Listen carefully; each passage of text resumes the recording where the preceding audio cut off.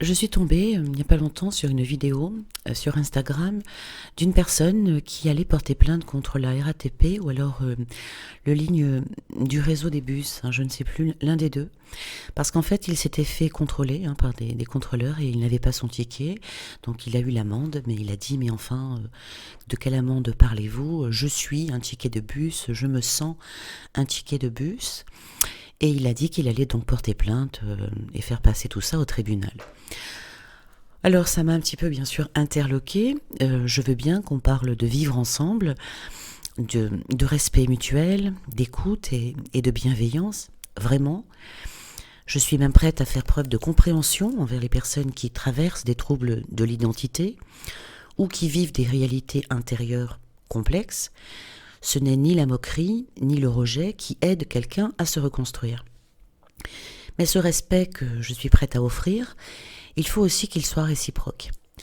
Si une personne dit qu'elle est un ticket de bus, au sens littéral, pas métaphorique, et me demande de l'accepter comme tel, j'ai le droit de refuser de croire à ce qui est objectivement faux, sans que cela fasse de moi une personne haineuse, obtuse ou intolérante. Je sais ce qu'est un ticket de bus, je sais à quoi il ressemble, je sais à quoi il sert. Et je sais reconnaître qu'un être humain, aussi sincère soit-il dans sa souffrance ou dans sa conviction, n'est pas un ticket de bus. Il y a une différence entre respecter la personne et cautionner son délire.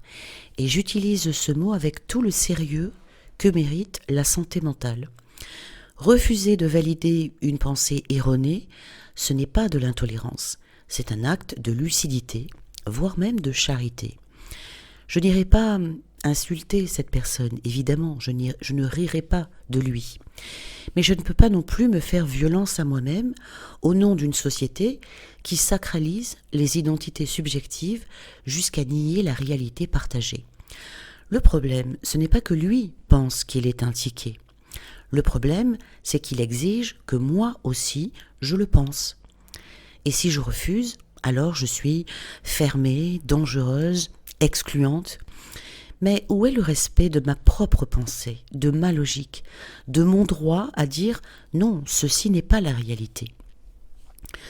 On ne construit pas une société solide en demandant à chacun de renier le réel pour flatter les ressentis des autres. On ne protège pas les personnes fragiles en mentant pour leur faire plaisir. Et on ne construit pas la paix sociale en écrasant ceux qui tiennent encore à nommer les choses comme elles sont.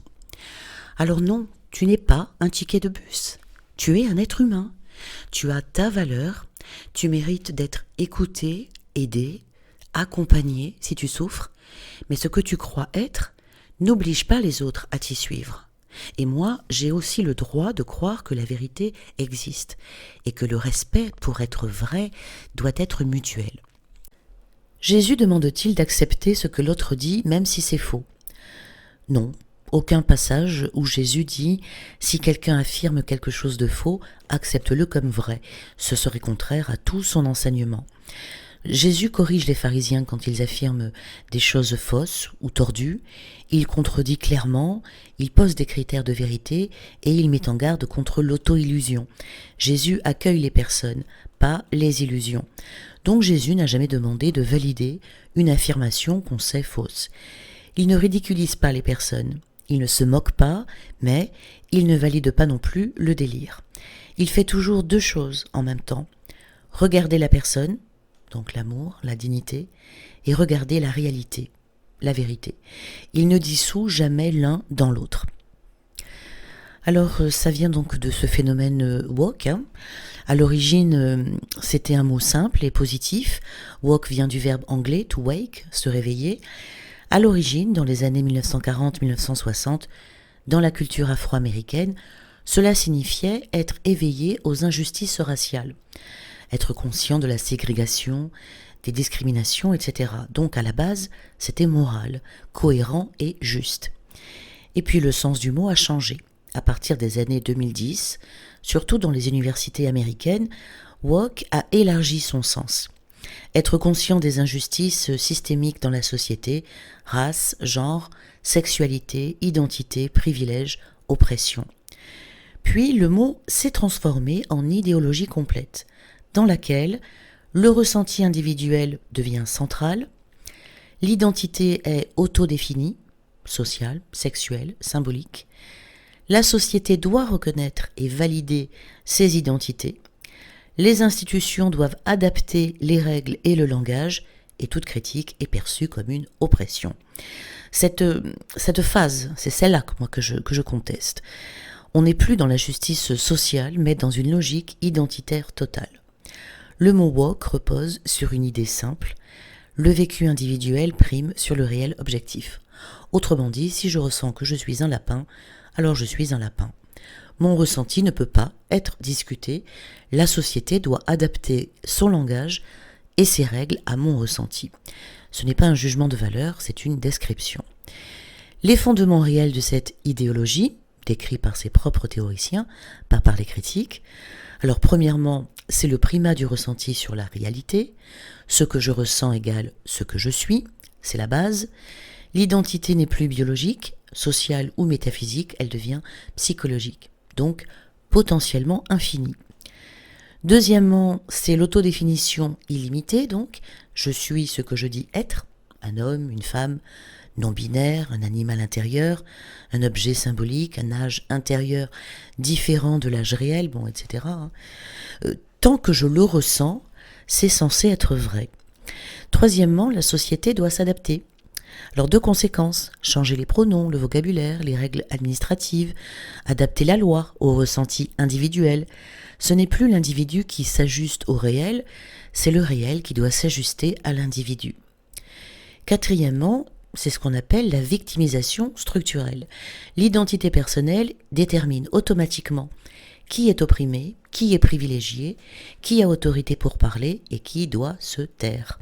C'est une vision binaire du monde. Cinquièmement, c'est une réécriture morale.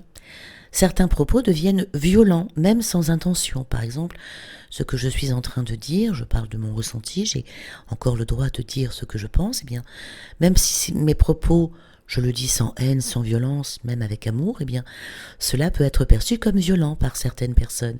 Violence verbale, violence symbolique, micro-agression, eh bien, cela donne un pouvoir immense au ressenti. Si quelqu'un se dit blessé, alors j'ai commis une violence, même involontaire. C'est une rupture avec la réalité objective. L'identité ne peut plus être stable, elle devient un flux soumis aux émotions. La loi n'est plus la même pour tous, elle devient fondée sur des ressentis subjectifs. C'est une forme de religion sans Dieu, avec ses dogmes. Tu dois croire, tu ne dois pas questionner. Si tu doutes, oh là là, c'est que tu es méchant, oppressif, phobique. Cela crée un climat de peur sociale parce que personne n'ose plus parler par crainte d'être accusé d'oppression et cela détruit les repères identitaires réels, la famille, le sexe biologique, la culture, l'histoire, tout devient suspect. Derrière le wokisme, il y a une idée philosophique précise. La vérité objective n'existe plus. Il n'existe que des expériences subjectives. C'est ce qu'on appelle le postmodernisme. Le wokisme est une application sociale radicale du postmodernisme. Jésus n'affirme jamais que l'identité est autodéfinie. Il dit au contraire, « Ce n'est pas vous qui m'avez choisi, c'est moi qui vous ai choisi ». Donc l'identité est reçue, pas auto-inventée. Jésus dit également « Heureux les cœurs purs, ils verront Dieu », donc vérité supérieure, pas introspection subjective. « Renonce à toi-même », dit-il. Précisément, c'est l'opposé du « tu construis ta propre vérité ». Et celui qui perd sa vie la trouvera, c'est la transformation intérieure, pas la validation d'un rôle imaginaire. Le paradigme woke dit « la vérité est produite par le ressenti ». Jésus dit « la vérité libère le ressenti ». Ce n'est pas une nuance, c'est un renversement complet. Et puis donc je me suis demandé comment la justice traiterait cette personne qui dit « je suis un ticket de bus ». En réalité, et logiquement, un juge commence toujours par la question simple « la personne a-t-elle validé un titre de transport conforme à la loi ?» Si c'est oui, pas d'amende, si c'est non, il y a une amende, point final. Tout le reste, identité ressentie, ironie, performance est hors sujet juridiquement. Dans la procédure, logiquement, la justice ne discute même pas de son délire identitaire. Mais bon, cet homme peut-il utiliser le wokisme comme argument ? Il peut essayer. Il peut dire mais je me sens tiqué, donc je suis tiqué. Le juge, toujours logiquement, devra répondre votre perception n'a aucun impact sur vos obligations légales. Vous êtes un usager soumis au règlement du transport public. L'argument wokiste, c'est ma vérité. Le juge, la loi ne reconnaît que les faits, pas les vérités personnelles. L'argument wokiste, c'est de la discrimination. Et là, le juge, il n'existe pas de catégorie juridique ticket de bus humain. Donc, impossible de discriminer une catégorie qui n'existe pas en droit. Donc, toujours logiquement, il perdra à 100%. Il n'y a aucune jurisprudence en Occident permettant de se soustraire à une règle matérielle, en invoquant un ressenti imaginaire. Le droit a déjà traité des gens qui se déclaraient objets, des gens qui se prenaient pour des animaux, des gens qui se disaient martiens, des gens qui se déclaraient mariés à des arbres. Et dans tous les cas, la réponse juridique, votre perception n'a pas d'effet légal. Donc tu peux bien dire que tu es un ticket, un lutin, un nuage, un dragon. Juridiquement, ça n'a aucune portée. C'est traité comme une déclaration fantaisiste sans valeur légale. Mais si un juge très woke, lui, transgressait donc cette loi logique, alors la décision serait, j'espère, attaquée, annulée, cassée en appel ou cassée par le Conseil d'État ou la Cour de cassation. La pyramide judiciaire devrait empêcher qu'un délire local devienne une règle, logiquement. Alors, malgré tout, pourquoi j'ai l'impression que le wok pourrait gagner ? Parce que dans les médias, dans les réseaux sociaux, dans certaines institutions culturelles ou universitaires, le discours subjectif domine. Et pourtant, si on entre dans le concret, on voit que ce serait tellement simple. Alors mon raisonnement, il repose sur un principe incontournable. Si tu affirmes être X, alors tu dois accepter toutes les conséquences de X. Je vais reprendre l'exemple de cette personne qui se disait être un ticket de bus. On va lui faire passer un test de cohérence. Donc, si tu es un ticket de bus, alors tu dois être achetable, jetable, non parlant, non autonome et poinçonnable. Tu veux être un ticket, alors assume toutes les propriétés d'un ticket de bus. Et ce test détruit immédiatement la prétention absurde.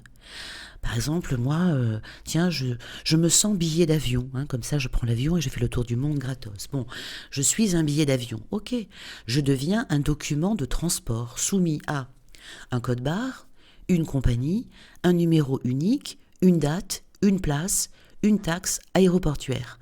Donc, pour être cohérent, je dois fournir ces informations. Dès que l'on pousse le ressenti jusqu'à la logique, on voit bien qu'il s'écroule, parce que le ressenti ne supporte pas la cohérence. Comment une société bascule dans la subjectivité, sans s'en rendre compte ? Alors déjà, une société ne bascule jamais d'un coup. C'est progressif. Ça suit 5 étapes toujours identiques. Étape 1, la compassion devient la valeur suprême. Alors ça commence bien, en apparence, on dit « il faut écouter tout le monde, personne ne doit souffrir, il faut respecter les ressentis ». À la base, c'est noble, ce n'est pas mauvais, mais quand la compassion devient la seule vérité, elle a tendance à écraser la logique, les faits, la réalité matérielle, les limites naturelles, c'est le début du basculement. Étape 2, le ressenti devient plus important que le réel. C'est l'étape clé du wokisme. On passe de « je me sens comme ça » à « donc c'est comme ça ». C'est le moment où la société commence à dire « toutes les perceptions se valent », ta vérité est valable même si elle est incompatible avec les faits, personne ne peut te dire que tu as tort, sinon c'est de la violence. Et là, on fait entrer quelque chose d'énorme, le relativisme absolu. Il n'y a plus de référentiel commun. Étape 3, on renverse les rôles. La victime devient la voix suprême. Comme la compassion est devenue reine, celui qui souffre le plus devient celui qui a raison. Ce qui donne celui qui se dit blessé par un mot a raison, celui qui se dit minoritaire a raison, Celui qui se dit oppressé a raison. Et inversement, celui qui dit « ce n'est pas vrai factuellement », alors lui c'est un danger. Celui qui rappelle la réalité devient oppresseur. La logique n'a plus d'autorité, seule l'émotion en a. Étape 4, la société adopte la subjectivité comme norme morale.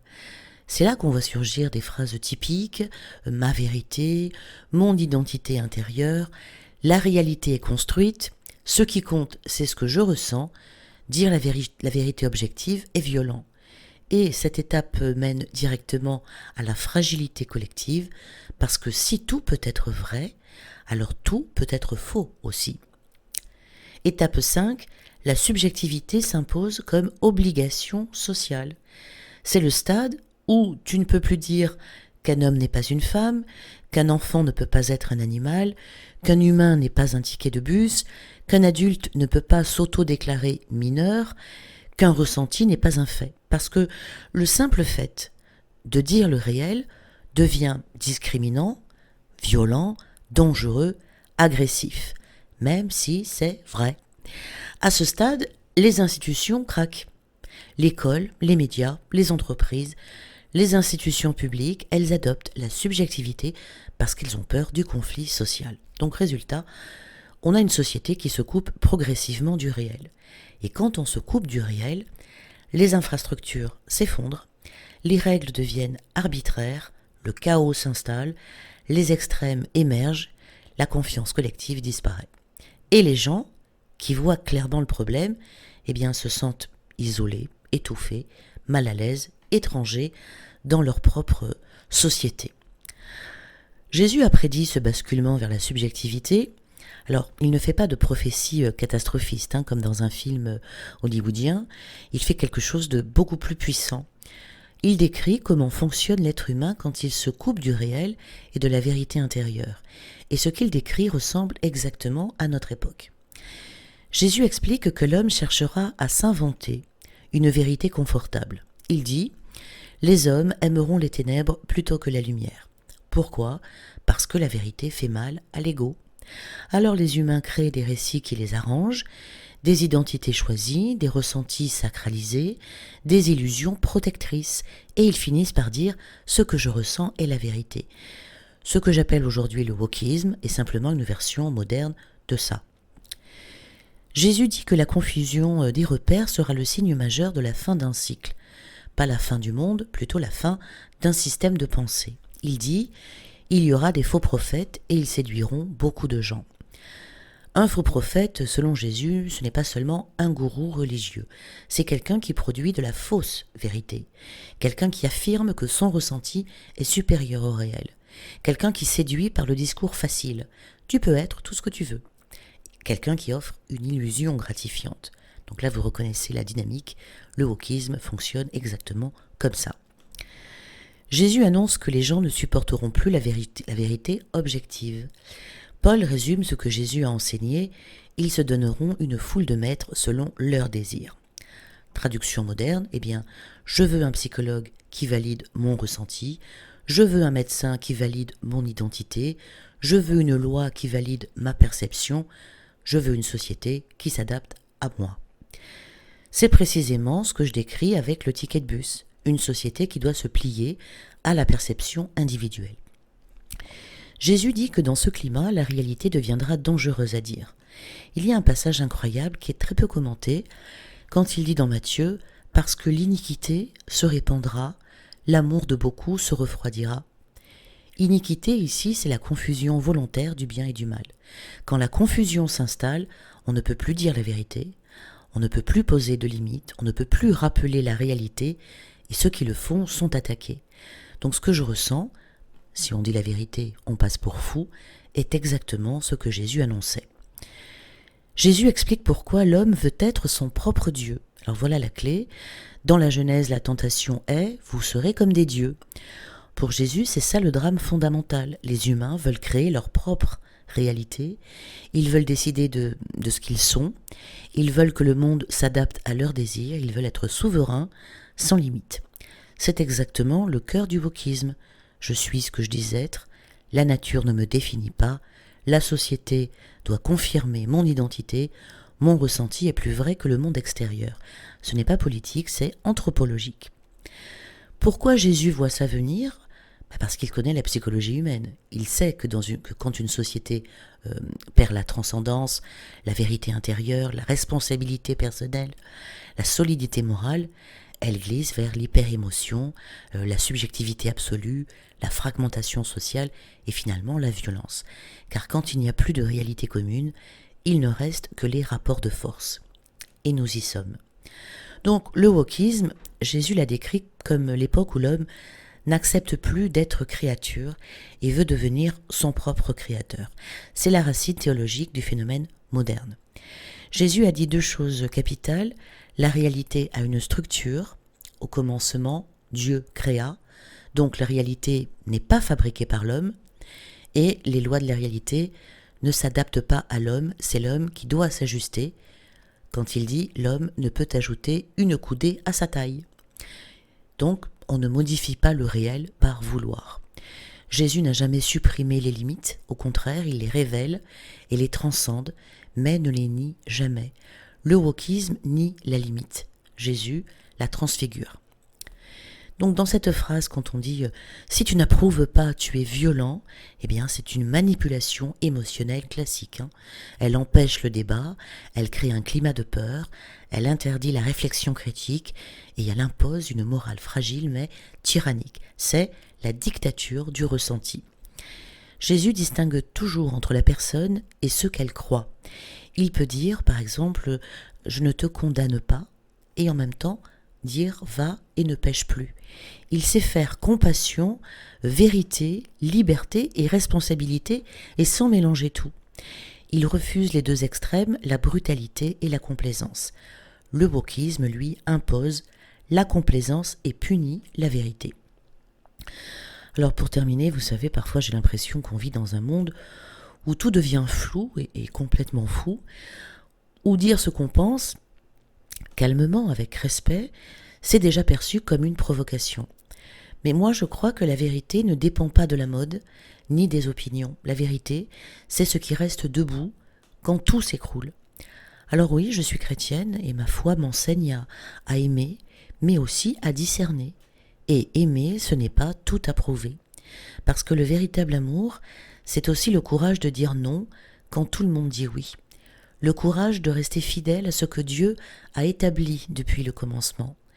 Jésus a dit que votre parole soit oui pour oui, non pour non, tout le reste vient du malin. Et ces mots, ils résonnent fort aujourd'hui. Ils nous rappellent que la clarté, la vérité et la fidélité sont des formes de lumière. Alors sans haine, sans peur, mais avec conviction, soyons de ceux qui tiennent bon, ceux qui ne plient pas devant le mensonge, ceux qui choisissent la vérité, même quand elle dérange. Parce que si le monde devient flou, c'est peut-être justement à nous, croyants, d'incarner la clarté. Pas forcément les croyants, ça peut être des gens qui ne sont pas croyants non plus, mais qui peuvent penser comme moi. La vérité n'est pas une opinion, elle est ce qui demeure, même quand les modes et les idéologies passent. Aujourd'hui, les idéologies se succèdent à un rythme effréné. Ce qui était impensable hier devient revendiqué aujourd'hui, et ce qui est vrai pour l'un ne doit plus l'être pour l'autre. Mais une société qui efface toute limite finit par se perdre. L'amour sans vérité devient du laxisme, et la vérité sans amour devient dureté.